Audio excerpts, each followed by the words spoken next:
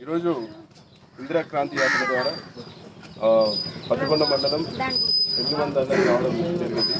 ఇక్కడ గ్రామస్తులు 150 కుటుంబాలు ఉంటాయి.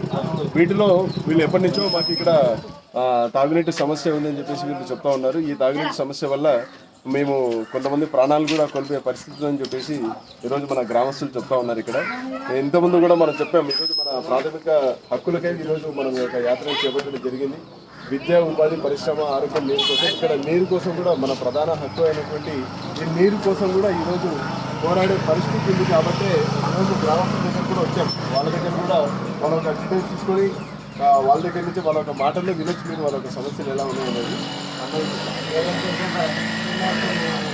దాదాపు అయితే 13 మంది కాంతమానంలో కోల్పోయినారు క్యాన్సర్.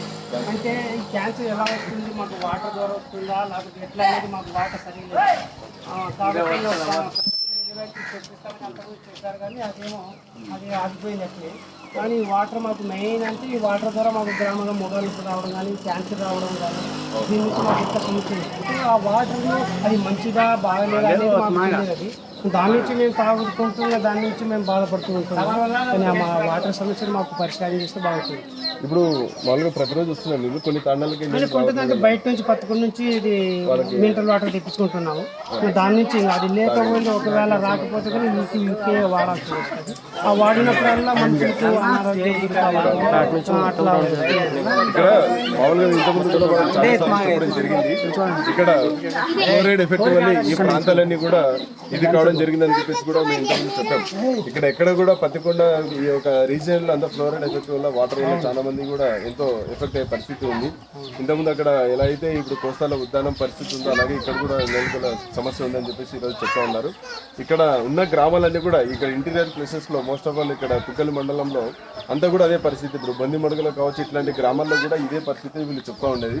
ఇక్కడ మనం అదే చెప్పాము. ఇక్కడ ఒక సిస్టమ్ డ్రింకింగ్ వాటర్ సిస్టమ్ ఒకటి ఏర్పాటు చేసి మొత్తం ఒక 3 మండలాలకి ఇప్పుడు వచ్చిన హంద్రినివా ద్వారానే ఒక ఫిల్టర్ చేసి వీళ్ళందరికీ పంపేయాలని చెప్పేసి కూడా మనం ప్రతిపాదన పెట్టాం.